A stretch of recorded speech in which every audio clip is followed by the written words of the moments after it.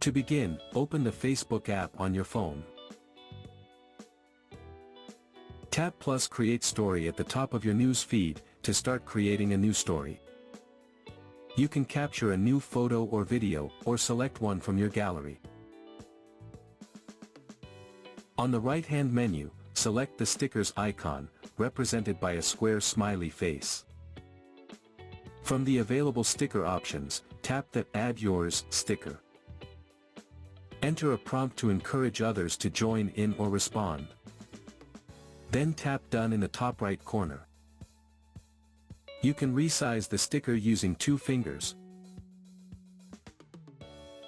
and drag it to position it anywhere on the screen. You can also add text, music, effects, or additional stickers, just as you normally would when creating a story. Finally, tap Share to publish your story. Your story will be published, visible to your audience, and stay active for 24 hours. Viewers can watch your story and tap the Add Yours sticker to respond with their own, creating a chain of shared content. So that's how you can use the Add Yours sticker on Facebook Stories.